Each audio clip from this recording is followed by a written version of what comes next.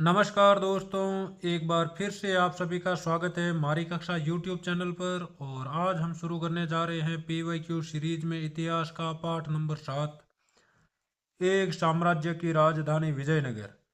और 2026 के ब्लूप्रिंट के अनुसार इस पाठ से टोटल 6 नंबर के प्रश्न आएंगे। दो प्रश्न बहुविकल्पीय, एक प्रश्न रिक्त स्थान, एक प्रश्न अति लघुतरात्मक तथा एक प्रश्न लघुतरात्मक। तो शुरू करते हैं। पहला प्रश्न, हम्पी को राष्ट्रीय महत्व के स्थल के रूप में मान्यता कब मिली? तो हम्पी को राष्ट्रीय महत्व के स्थल के रूप में मान्यता 1976 में मिली थी। हम्पी है वो विजयनगर साम्राज्य का एक महत्वपूर्ण स्थल है और इसकी खोज कर्नल कोलिन मैकेंजी द्वारा की जाती है। और 1976 में केंद्र सरकार इसे राष्ट्रीय महत्व का स्थल घोषित करती है और इसके 10 साल बाद 1986 में यूनेस्को इसे विश्व विरासत स्थल घोषित करता है। विजयनगर साम्राज्य में सेना प्रमुखों को क्या कहा जाता था? तो विजयनगर साम्राज्य में सेना प्रमुख नायक कहलाते थे। नायक यानी ये सेना प्रमुख होते थे जो अक्सर किलों पर नियंत्रण रखते थे और इनके पास सशस्त्र समर्थक होते थे। समर्थक यानी सेना। उसके बाद में हो जाएगा अमर नायक। ये होते थे सैनिक कमांडर जिन्हें शासक या राय द्वारा प्रशासन के लिए राज्य क्षेत्र प्रदान किया जाता था और इनके नाम के आगे अमर का अर्थ था युद्ध या लड़ाई। उसके बाद में है राय। तो विजयनगर के शासक स्वयं को राय कहते थे, जैसे कृष्णदेव राय। यानी जिस प्रकार राजस्थान में हर एक रियासत के राजा अपने नाम के आगे विशेष शब्द लगाते थे, उसी प्रकार विजयनगर साम्राज्य के शासक भी अपने नाम के पीछे राय लगाते थे। उदाहरण के तौर पर मेवाड़ के शासक अपने नाम के आगे राणा या महाराणा लगाते थे। जोधपुर के शासक राव लगाते थे। इसी प्रकार है वो विजयनगर साम्राज्य के शासक अपने नाम के पीछे राय लगाते थे, जैसे कृष्णदेव राय। विजयनगर साम्राज्य की स्थापना किस वर्ष हुई? तो विजयनगर साम्राज्य की स्थापना 1336 ईस्वी में हुई और इसकी स्थापना दो भाइयों जिनके नाम थे हरिहर और बुक्का ने की थी। और विजयनगर साम्राज्य में कई वंश हुए हैं, जिसमें सबसे पहला वंश था संगम वंश और इसी वंश से संबंधित थे हरिहर और बुक्का। विजयनगर के किस शासक के दरबार में अष्टदिग्गज यानी 8 सर्वश्रेष्ठ कवि रहते थे? तो इसका उत्तर हो जाएगा कृष्णदेव राय। तो कृष्णदेव राय के दरबार में थे अष्टदिग्गज। जिस प्रकार अकबर के दरबार में नवरत्न थे, उसी प्रकार विजयनगर साम्राज्य के शासक कृष्णदेव राय के दरबार में अष्टदिग्गज थे। और कृष्णदेव राय थे तुलुव वंश से संबंधित और तुलुव वंश के सबसे महान शासकों में इनकी गिनती होती है। और इन्होंने तेलुगु भाषा में राजनीति पर एक पुस्तक लिखी थी जिसका नाम था अमुक्त माल्यदा। और इन्हें यवन राज्य स्थापनाचार्य की भी उपाधि मिली थी। लोटस महल या कमल महल किस साम्राज्य के राजकीय केंद्र के सबसे सुंदर भवनों में से एक है? तो इसका उत्तर हो जाएगा विजयनगर। तो लोटस महल के बारे में देखिए तो लोटस महल विजयनगर का एक राजकीय केंद्र था और इसका नामकरण 19वीं सदी में अंग्रेज यात्रियों ने किया था। मैकेंजी के अनुसार यह एक परिषदीय सदन था जहां राजा अपने सलाहकारों से मिलता था और इसमें इंडो इस्लामिक शैली का प्रयोग किया गया है, यानी इसमें मेहराबे और गुंबद का इस्तेमाल किया गया है। कृष्णदेव राय किस वंश के प्रसिद्ध शासक थे? तो कृष्णदेव राय तुलुव वंश के प्रसिद्ध शासक थे।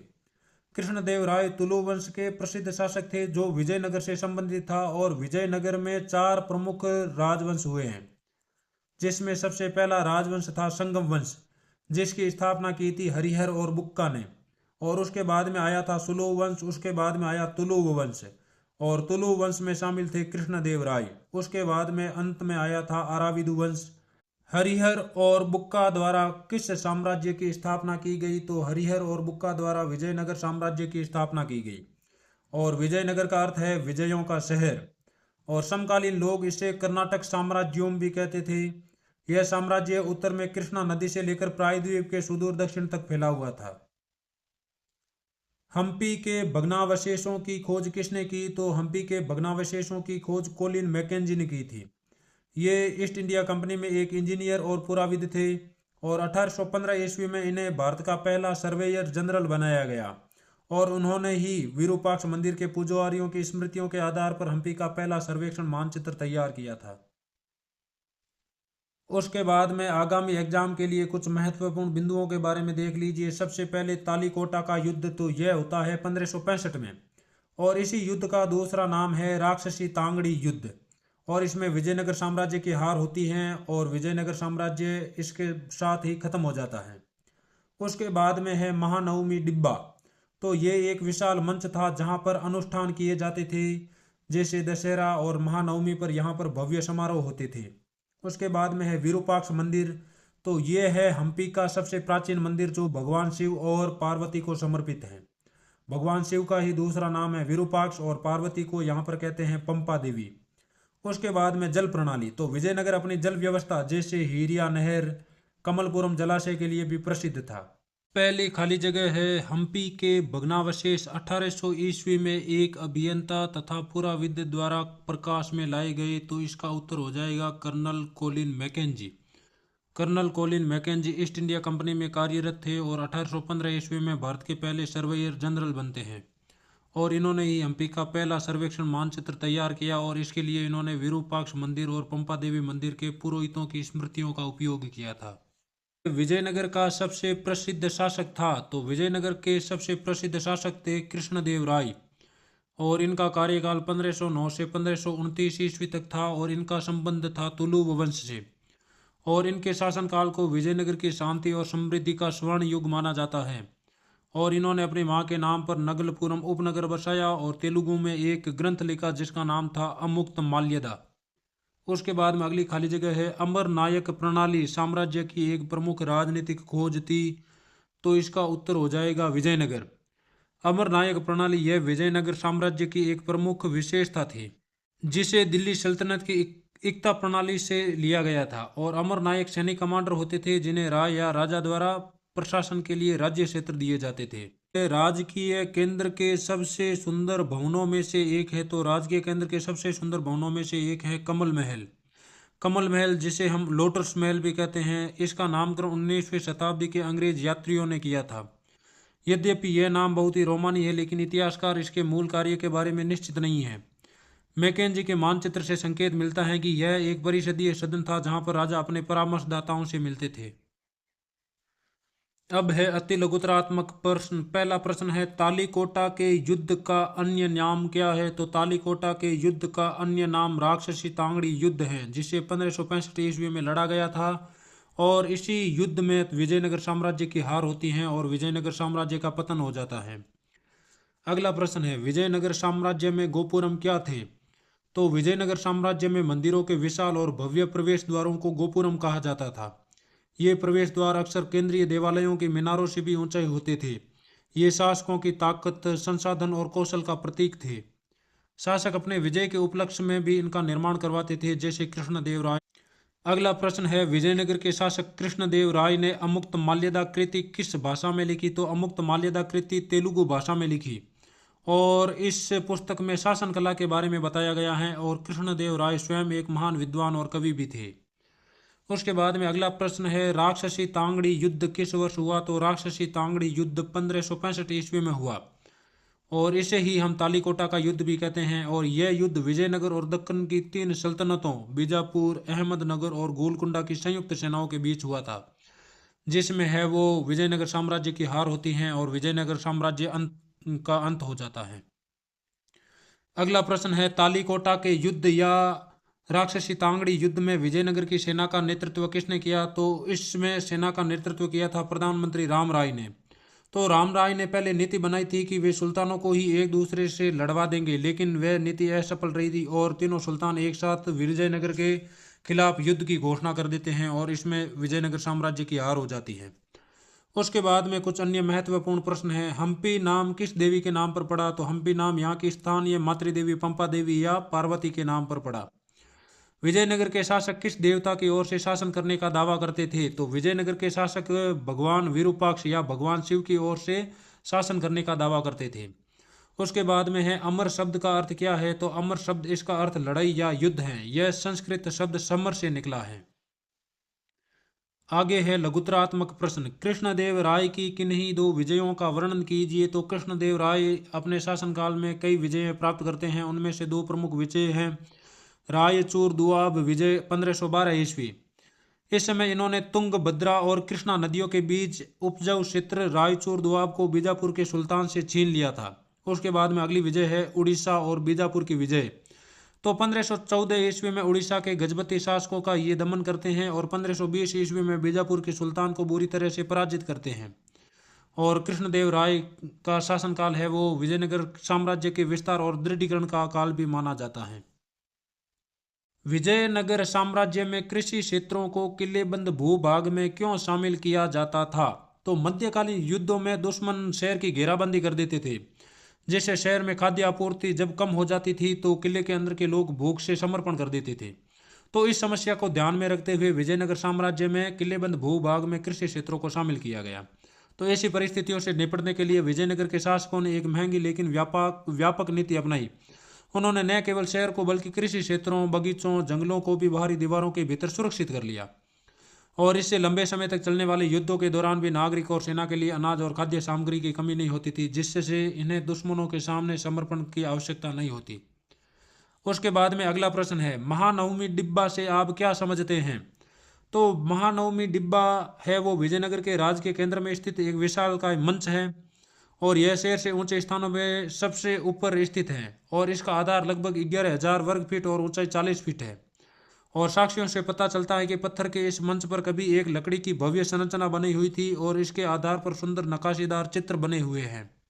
यह एक अनुष्ठानिक मंच था जहां पर दशहरा या महानवमी के अवसर पर राजा अपने रुतबे और ताकत का प्रदर्शन करते थे।